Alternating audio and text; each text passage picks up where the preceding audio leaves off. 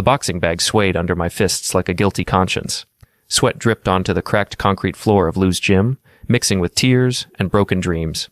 I'd been pounding leather for 2 hours straight, trying to beat the suspicion out of my head. It wasn't working. Before we dive deeper into this story, I have one small request. Please subscribe, drop a like, comment, and hit that hype button to boost this channel so more people can discover these incredible Reddit stories. You gonna end that bag or marry it? Lou called from behind the counter, his gravelly voice cutting through the humid air. At 72, he'd seen enough fights to know when a man was battling more than just canvas and sand. I unwrapped my hands, the tape stained red from reopened calluses. Neither. Just thinking. Dangerous habit for a guy like you, Danny. Lou was right. Thinking had never been my strong suit. I was better with my hands, fixing engines, building things, solving problems the blue-collar way. But lately, my mind hasn't shut up. It kept replaying little moments, tiny inconsistencies that added up to something I didn't want to face. My phone buzzed. A text from my 16-year-old daughter, Maddie. Mom's making dinner. Says you're probably too busy to come home anyway. Too busy? Right. I'd been working late at my auto shop for weeks, partly because business was good, mostly because home felt like walking into a refrigerator. My wife Ava had grown cold as a January morning and twice as bitter. I drove through our neighborhood's winding streets, past houses that looked like mine but felt warmer. The American dream and vinyl siding and mortgage payments. I'd built my slice of it with these hands, turning a failing garage into the most trusted auto shop in town. 15 years of marriage, one brilliant daughter, and a wife who used to look at me like I hung the moon. Now she looked at me like I'd stolen it. The house was dark except for the kitchen window. I could see shadows moving inside, more than just Ava and Maddie. My stomach tightened as I recognized the silhouette leaning against my counter. Broad shoulders, cocky posture, that same arrogant stance he'd had in high school. Ethan Morrison. I sat in my truck for 5 minutes, watching my wife laugh at something her ex-boyfriend said, watching my daughter smile wider than she had at me in months, watching the life I'd built get redecorated by a man who'd never worked an honest day in his life. The front door opened before I could decide whether to go in or drive away. "Daddy!" Maddie bounced down the steps, all legs and enthusiasm. At 16, she was becoming beautiful in that dangerous way that made me want to lock her in a tower. "You're home early." Business was slow. The lie tasted bitter. Business had been great. I just couldn't stand another night alone with my tools and suspicions. Mom invited Ethan for dinner. Remember him? He used to date Mom in high school. He's got this amazing car dealership now, and he's been helping Mom with some legal stuff for his business. Legal stuff. My wife was a paralegal at Henderson & Associates, the biggest law firm in our small New England town. She'd been working late a lot lately, taking on special projects that required evening meetings. "How thoughtful of him," I said, following Maddie inside. The kitchen smelled like Ava's famous pot roast, the one she used to make for my birthday. Now she was serving it to her high school sweetheart while I worked late, keeping the lights on and the mortgage paid. "Danny." Ethan stood up from my chair at my table, extending a hand like we were old friends. "Great to see you, buddy. Ava's been telling me all about your little garage." Little garage. I'd employed 8 people and serviced half the cars in town, but to Ethan Morrison, I was still the poor kid from the wrong side of the tracks. "It's an auto shop," I corrected, not taking his hand. "And it's not little." Ava appeared at Ethan's elbow, her hand briefly touching his arm, a casual gesture that sent ice through my veins. "Danny, don't be rude. Ethan was just telling us about his expansion plans. He's opening a second lot." "With whose money?" I asked. The question hung in the air like smoke. Ethan's smile flickered. Ava's cheeks flushed. Maddie looked between us, sensing the tension but not understanding it. "Well," Ethan recovered, "I should probably get going. Thanks for dinner, Ava. It was perfect, as always." As always, like he'd been here before, like this was routine. After he left, I helped clear the table in silence. Maddie disappeared upstairs with her phone, leaving Ava and me alone with the dirty dishes and unspoken accusations. "He seems comfortable here," I finally said. "He's an old friend." Ava's voice was carefully neutral. "We've been working together on some contracts. It's perfectly professional." "In our kitchen? I thought it would be nice to have company for dinner. You're never here anyway." There it was. The accusation wrapped in justification. I worked 60-hour weeks to build the life she wanted, and somehow that made me the villain in her story. "I'm here now." "Are you?" She turned to face me, and I saw something in her eyes I'd never seen before. contempt. When's the last time we talked about anything besides bills and schedules? When's the last time you looked at me like I was more than just the woman who cooks your dinner? The words hit harder than Lou's heavy bag, maybe because they weren't entirely wrong. Somewhere between building a business and raising a daughter, we'd stopped being lovers and become roommates. But that didn't explain the way she'd touched Ethan's arm, or the way she'd lit up when he complimented her cooking. So, you invite your ex-boyfriend over to fix things? Don't be ridiculous. But she couldn't meet my eyes when she said it. That night, I lay awake listening to Ava breathe beside me, wondering when she'd started feeling like a stranger, wondering when I'd become one to her, wondering if Ethan Morrison was just a symptom or the disease itself. I didn't know it yet, but I was about to find out. The next morning brought answers I didn't want. My mother-in-law Janet called while I was changing oil on Mrs. Peterson's Honda. "Danny, we need to talk." Janet had never been my biggest fan, but she'd always been fair. She was old-school Catholic, believed in marriage vows and keeping family business private. If she was calling me, something was seriously wrong. "What's on your mind, Janet?" "It's about Ava." Her voice was tight with disapproval. "And that Morrison boy." My wrench slipped, scraping my knuckles raw. "What about them?" "She's been inviting him over when you're working late. I told her it wasn't right, that she had a husband who deserved better. She just laughed and said you wouldn't understand." The Honda's oil pan blurred in front of me. "How long?" 3 months, maybe more. "Danny, I'm sorry. I should have told you sooner, but I kept hoping she'd come to her senses." 3 months. While I'd been working late to save for Maddie's college fund, my wife had been playing house with her high school boyfriend. While I'd been wondering why she seemed distant, she'd been getting close to someone else. "Janet, I need you to do me a favor." "Anything." "Next time she tells you about one of these dinner parties, let me know." The opportunity came sooner than expected. I was scheduled to drive to Boston for a parts run, a 2-day trip I'd been planning for weeks. The night before I left, Janet called. She's planning something for tomorrow night. A family dinner, she called it. Said she had important news to share. Important news? My stomach dropped like a stone in deep water. "Who's invited?" "Both families.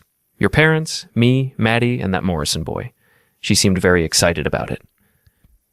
I sat in my truck outside the house, watching Ava through the kitchen window as she prepared for what I now understood was meant to be my execution.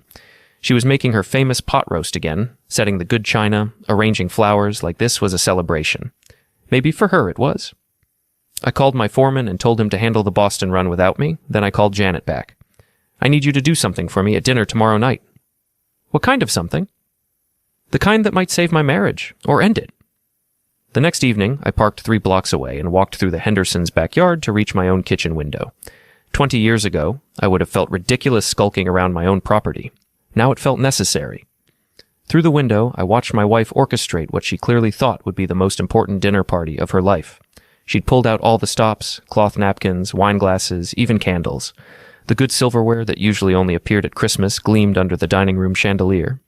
Ethan arrived first, carrying flowers and a bottle of wine like he was courting her. Which, I realized with a sick twist in my gut, he probably was. He kissed her cheek, lingering just a second too long, and handed her a small wrapped box. A gift, for my wife, in my house. My parents arrived next, looking confused but pleased to be included in what they assumed was a normal family gathering. Dad wore his good suit, the one he saved for church and funerals.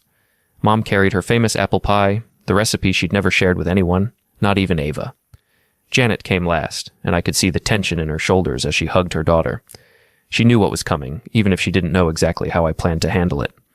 Maddie fluttered around the table like a butterfly, clearly excited to be part of whatever adult drama was unfolding. At 16, she thought she understood the world. She was about to learn how wrong she could be. I waited until they were all seated, until Ava stood up with her wine glass raised, until the moment she opened her mouth to destroy my life. Then I walked through the front door. "Sorry I'm late," I announced, stepping into the dining room like I belonged there, which I did.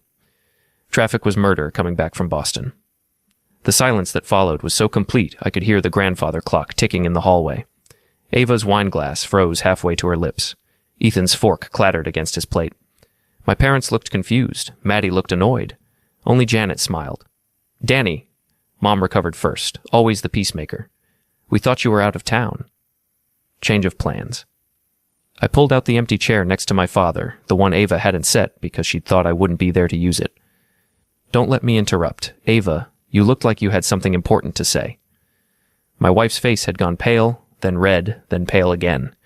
She set down her wineglass with shaking hands. We were just having a nice family dinner. With Ethan.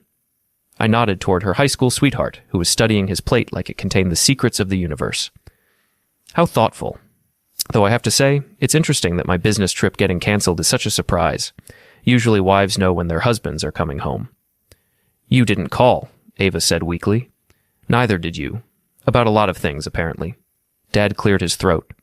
Maybe we should... Stay, I said firmly. Please. Ava clearly has something she wants to share with the family. Don't you, honey? The endearment dripped with sarcasm. Ava flinched like I'd slapped her. Janet chose that moment to speak up. Actually, Ava, before you say anything, I think there's something your husband should know. Mom, please. No. Janet's voice carried the authority of a woman who'd raised 5 children and buried 1 husband. Danny deserves the truth. We all do. She turned to face me, her expression a mixture of sympathy and determination. Your wife has been inviting Ethan here regularly while you've been working. She told me she was planning to use tonight's dinner to announce that she's leaving you. The words hit the table like a bomb. My mother gasped. Dad's face went hard as granite. Maddie's mouth fell open. Ethan looked like he wanted to crawl under the table and disappear. Ava looked like she wanted to murder her mother. That's not... I never said... She stammered. You said Danny was boring. Janet continued relentlessly. You said he worked too much and didn't appreciate you. You said Ethan made you feel alive again, like you did in high school. You said you deserved better than a mechanic who smelled like motor oil. Each word was a knife twist. I felt my parents' eyes on me, saw the pity in their faces, and something inside me hardened into steel. A mechanic, I repeated slowly.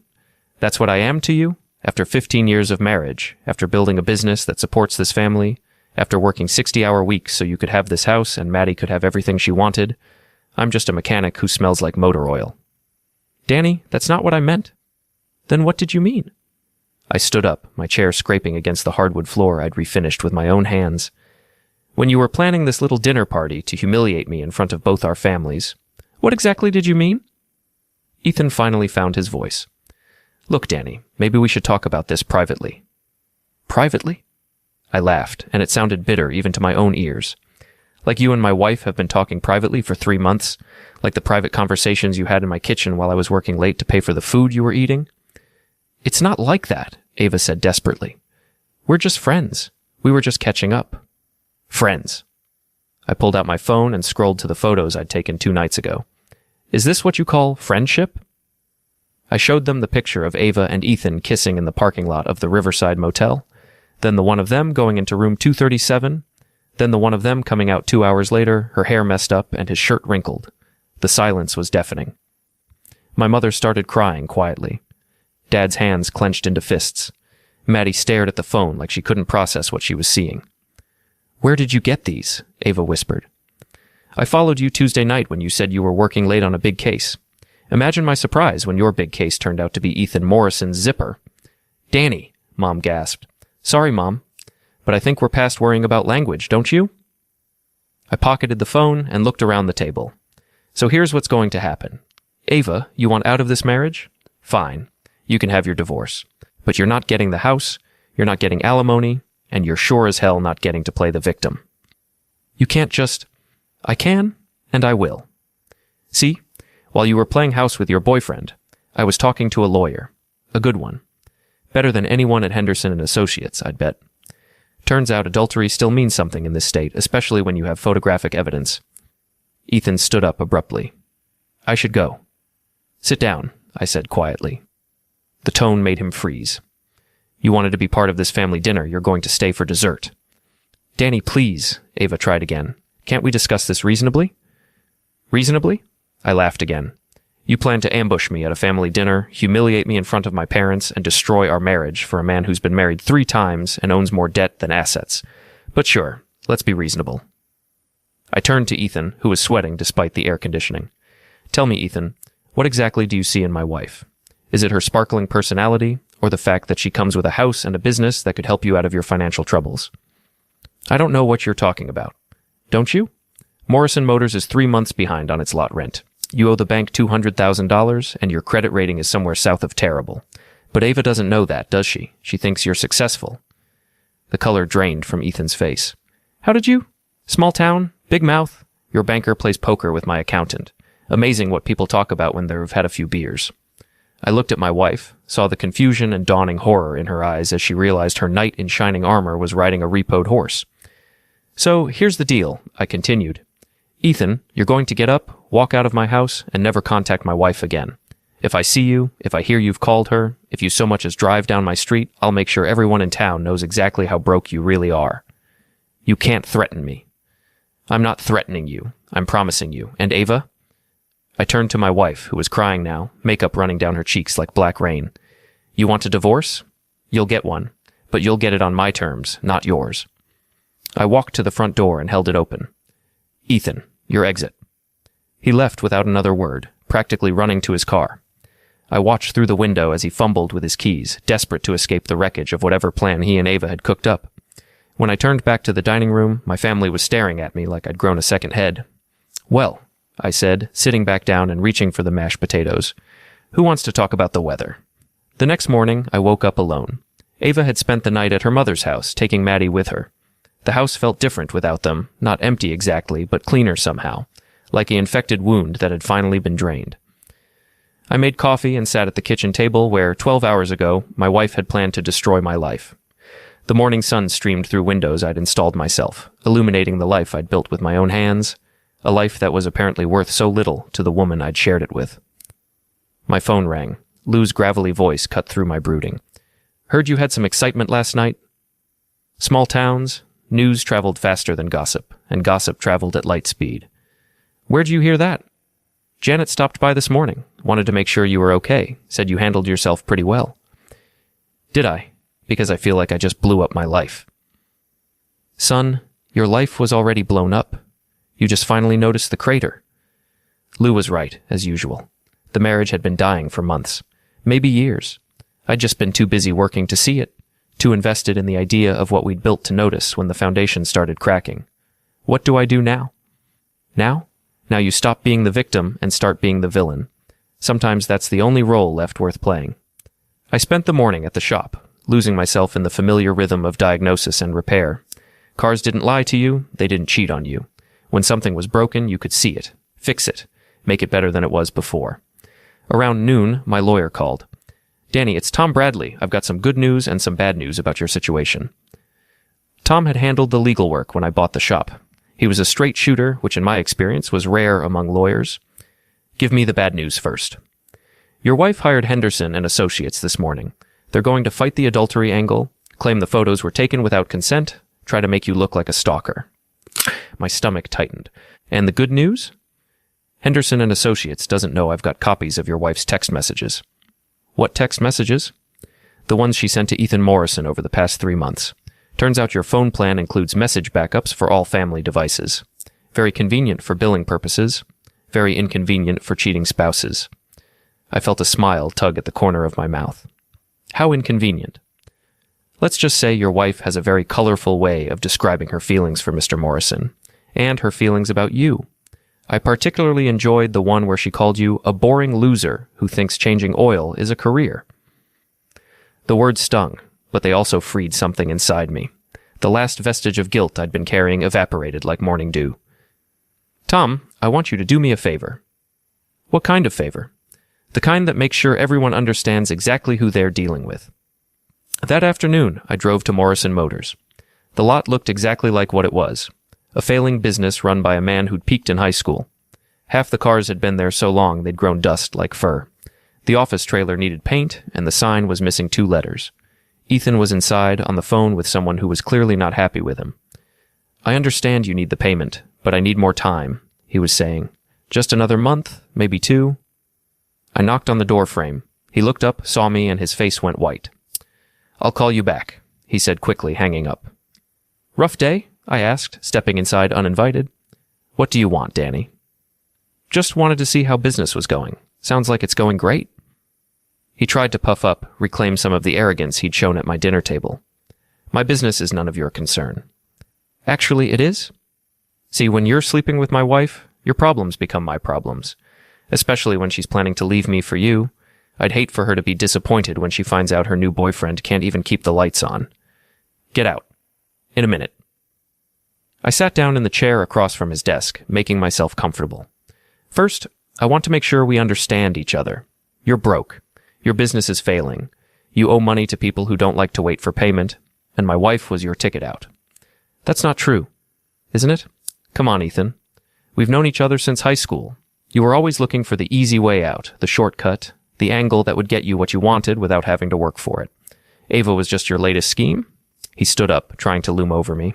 At 6'2", he had 3 inches on me, but I'd been in enough fights to know that size wasn't everything. You don't know what you're talking about. Don't I? Then explain this. I pulled out my phone and showed him a screenshot of his credit report. 7 maxed out credit cards, 2 liens against the business, a second mortgage on your house that's underwater by $40,000. Should I go on? How did you get that? Amazing what you can find out when you know the right people. Your ex-wife was very chatty when I called her this morning. Seems she's still bitter about the alimony you stopped paying 6 months ago. The fight went out of him like air from a punctured tire. He slumped back into his chair, looking older than his 42 years. What do you want? I want you to stay away from my wife. I want you to stop taking her calls. I want you to disappear from her life like you never existed. And if I don't? I leaned forward, letting him see the steel in my eyes. Then I make sure everyone in town knows exactly what kind of man you really are, starting with your customers, moving on to your creditors, and finishing with that sweet old lady who runs the church fundraiser you've been promising to sponsor. You're bluffing. Am I? Tell you what. Let's find out. I'll start with a nice big sign in front of my shop. Don't buy cars from cheaters and deadbeats. What do you think? Catchy? He stared at me for a long moment, and I saw the exact second when he realized I wasn't the same man who'd meekly endured his presence at my dinner table. Fine, he said finally. I'll stay away from Ava. Good choice. I stood up and headed for the door. Oh, and Ethan? If I find out you've contacted her, if I hear you've been spreading stories about me, if you so much as mention her name in public, I'll make sure your creditors know exactly where to find you. Some of them are my customers. They trust my judgment. I left him sitting in his failing office, surrounded by the wreckage of his latest scheme. It felt good, better than I'd expected. That evening, I got a call from Maddie. Dad, Mom wants to know when you're going to stop being crazy and let us come home. Is that what she called it? Crazy? She said you humiliated her in front of the whole family. She said you're acting like a different person. Maybe I am a different person. Maybe I needed to be. I don't understand. You will, sweetheart. Someday you'll understand that sometimes the people we love disappoint us, and sometimes we have to decide whether to keep letting them do it. Are you and Mom getting divorced? The question hung between us like a bridge I wasn't ready to cross. I don't know yet, but I know things can't go back to the way they were. Why not? People make mistakes. Can't you forgive her? Some mistakes are too big to forgive, Maddie. Some choices change everything. After I hung up, I sat in my empty house and wondered if I was doing the right thing. Then I remembered the look on Ava's face when she'd planned to destroy my life in front of my parents. The casual cruelty of it. The calculation. Lou was right. Sometimes the only role left worth playing was the villain. I was just getting started. 3 days later, Ava came home. She walked through the front door like nothing had happened, like she was returning from a weekend trip instead of fleeing the scene of her own attempted execution. We need to talk, she said, setting her purse on the kitchen counter. Do we? I didn't look up from the newspaper. I thought you'd said everything you needed to say at dinner the other night. Danny, please. I know you're angry, but we can work this out. For Maddie's sake, if nothing else. For Maddie's sake. I folded the paper and looked at her. Really looked at her. When had she started wearing so much makeup? When had her smiles become so calculated? You mean for the sake of the daughter you were willing to put through a divorce rather than work on our marriage? That's not fair. Fair? I laughed. You plan to ambush me at a family dinner, humiliate me in front of my parents, and run off with a broke car salesman. But I'm the one being unfair? She sat down across from me, reaching for my hand. I pulled it away. I made a mistake, she said. I got confused, caught up in old feelings. But it's over now. Ethan and we're not seeing each other anymore. I know, I made sure of that. Her eyes narrowed. What did you do? I had a conversation with your boyfriend, explained the situation. He decided you weren't worth the trouble. You threatened him. I informed him. There's a difference. She stood up, pacing to the window. This isn't you, Danny. You're not vindictive. You're not cruel. What's happened to you? I grew up. Took me 42 years, but I finally figured out that being nice doesn't mean being stupid. Being faithful doesn't mean being blind. Being a good husband doesn't mean being a doormat. So what now? You're going to punish me forever? I'm not punishing you. I'm protecting myself. There's a difference. She turned back to me, and for a moment I saw a flash of the woman I'd married. Vulnerable, uncertain, almost young again. Can't we try again? Go to counseling? Work on our problems? What problems, Ava? The problem where I work too much to support our family? The problem where I'm too boring for your taste? The problem where I smell like motor oil because I actually work for a living? I never said... You said all of that and more. I've got the text messages to prove it. Her face went pale. You read my private messages? They were on the family plan. Technically, I pay for them, so they're my messages too. Want to hear some of the highlights? There's the one where you called me a pathetic loser who thinks he's hot stuff because he can fix cars. Or the one where you told Ethan you were stuck with a man who had no ambition and no class. That one was particularly charming. She sank back into her chair, the fight going out of her. Danny, I was angry. People say things they don't mean when they're angry. For 3 months? You were angry for 3 months? I felt trapped, like my life was passing me by, like I was settling for less than I deserved. Less than you deserved. I nodded slowly. You know what I think you deserve, Ava. I think you deserve exactly what you're going to get. Something in my tone made her look up sharply. What does that mean? It means I've been thinking about our situation, about what comes next, and I've got a proposition for you. What kind of proposition? I pulled an envelope from my jacket pocket and slid it across the table. Open it. Inside were 2 sets of documents, divorce papers and a property settlement agreement. You want out of this marriage? Fine, sign these and you can have your freedom, but you're going to earn it. She scanned the papers, her face growing paler with each page. This gives you everything. The house, the business, full custody of Maddie. That's right. I can't agree to this. It's not fair. Fair? You want to talk about fair? Fair would be splitting everything 50-50. Even though you contributed nothing to building my business. Fair would be joint custody, even though you were willing to destroy our daughter's family for a fling with your high school boyfriend. Fair would be alimony, even though you're perfectly capable of supporting yourself. I leaned forward, letting her see the steel in my eyes. But I'm not feeling particularly fair right now. I'm feeling generous. I'm giving you a choice. Sign those papers, walk away clean, and we'll tell everyone it was mutual. Or fight me in court and let the whole town read your text messages in the newspaper. You wouldn't. Try me. She stared at the papers for a long time, and I could see her mind working, calculating, trying to find an angle, a way to turn this to her advantage. I need time to think. You've got 24 hours. After that, the offer expires, and we do this the hard way.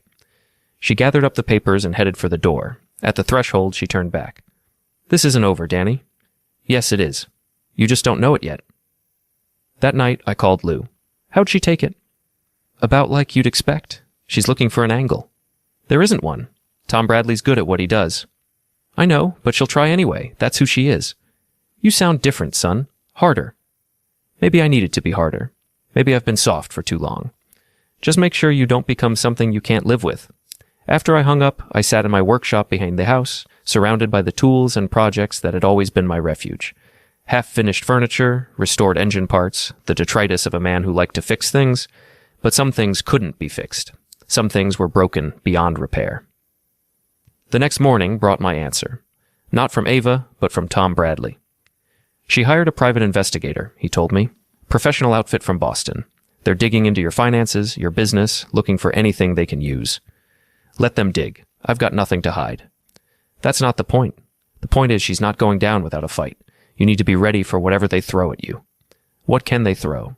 I've never cheated, never lied about money, never done anything worse than work too hard. Sometimes that's enough. Sometimes they'll twist your virtues into sins if it serves their purpose. He was right. I'd been naive to think Ava would just accept defeat. She'd been planning this divorce for months, probably had strategies I hadn't even considered. But I had something she didn't expect. I had nothing left to lose. That afternoon, I drove to the lakeside cabin I'd bought and renovated 3 years ago.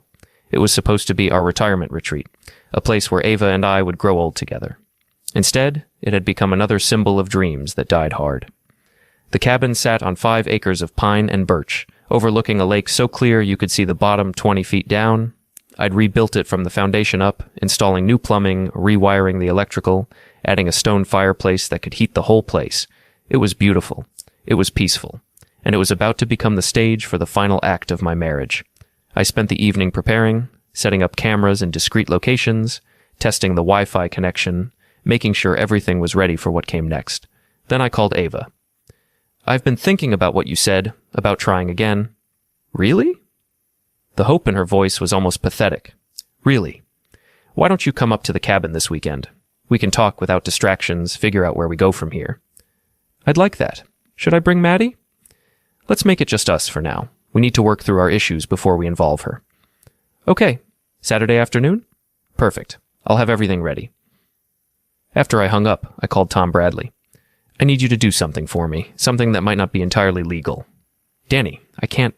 "Just listen, then tell me if you can live with it." I explained my plan. Tom was quiet for a long time. "That's not illegal," he said finally. "Unethical, maybe.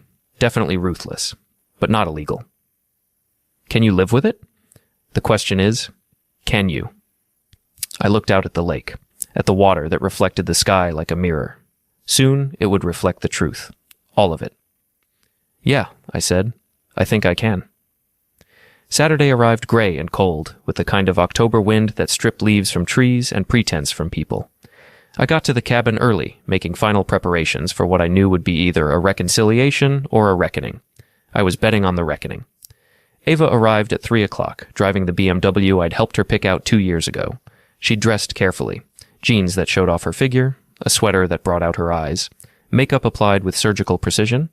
She looked like she was going on a date. In a way, she was. "The place looks wonderful," she said, surveying the cabin's interior. "You've done so much work since I was here last." That had been 8 months ago, back when she still pretended to care about our shared dreams. Now she was looking around like she was appraising real estate.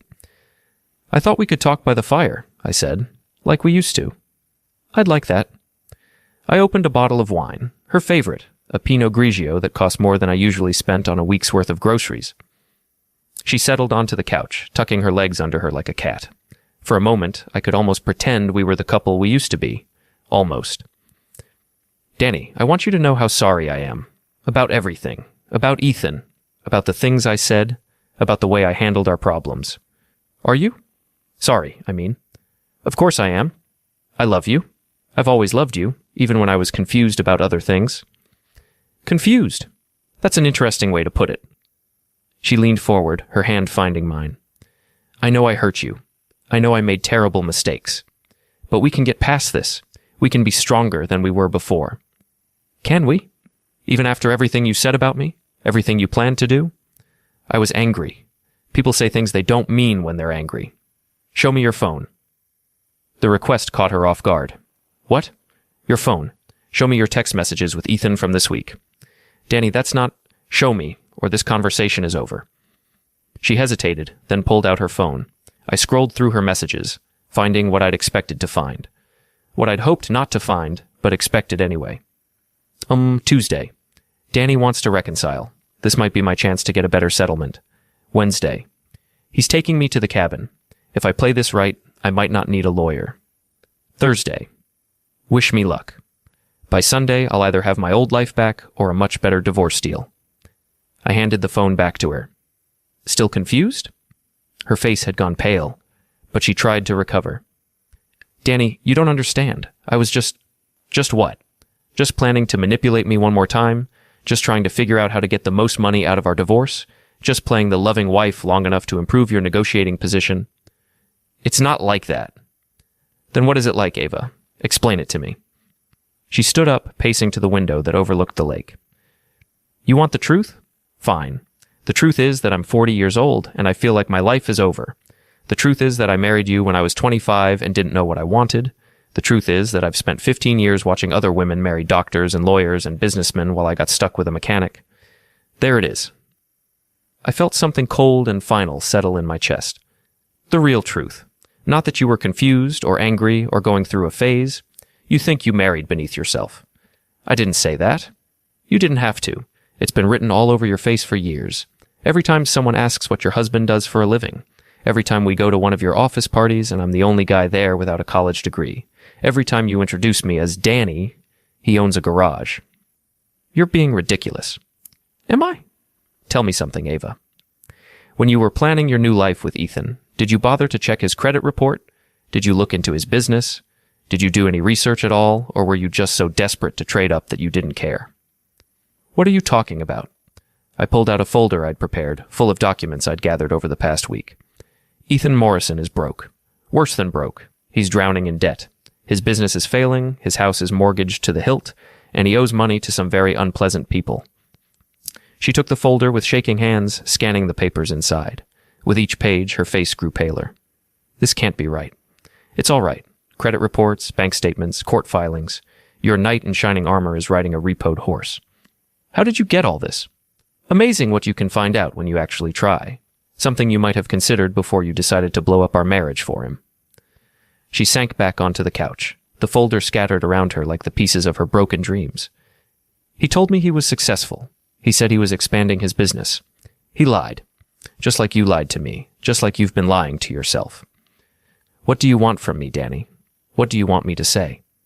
I want you to sign the divorce papers. And if I don't? I walked to the fireplace where I'd set up a laptop computer. With a few keystrokes, I brought up a video file. Then everyone gets to see this. The video showed Ava and Ethan in a motel room, clear as day, audio and all. She stared at the screen, her face draining of color. You recorded us? I documented your adultery, I said. The camera was on public property. No curtains. My lawyer confirmed everything. She whispered that I wasn't the man she married. I told her she was right. The man she married was naive enough to trust her, stupid enough to believe her lies, and weak enough to let her walk all over him. That man was gone. She killed him when she chose a broke car salesman over 15 years of marriage and tried to humiliate me in front of my own parents. I slid the divorce papers toward her. If you sign, the video and all the evidence disappear. You start fresh. If you don't, everyone sees this. Your boss, co-workers, friends, our daughter. With shaking hands, she signed. Mascara streaked down her cheeks, but I felt nothing. Not hate, not love, just empty calm. She asked what to tell Maddie. I told her to tell the truth, that she chose herself over her family and choices have consequences. Later, I burned the draft papers in the fireplace. The real copies were safe with my lawyer. I just wanted the ghosts gone. 15 years of marriage turned to ash in minutes, but for the first time in a long time, I felt warm. Weeks later, Maddie came to the shop. She said everyone at school was talking about her mom and Mr. Morrison. She asked if I hated Ava. I told her no. Hate took too much energy. I was just disappointed, and I'd rather spend my energy on her, on my work, on rebuilding. She hugged me and said she was proud of me for finally standing up for myself. As I went back to restoring a battered '67 Mustang, I realized that was my life now, taking something broken and making it strong again. I was 42, divorced, starting over. But I had my daughter, my business, and my self-respect. And for the first time in years, that was enough.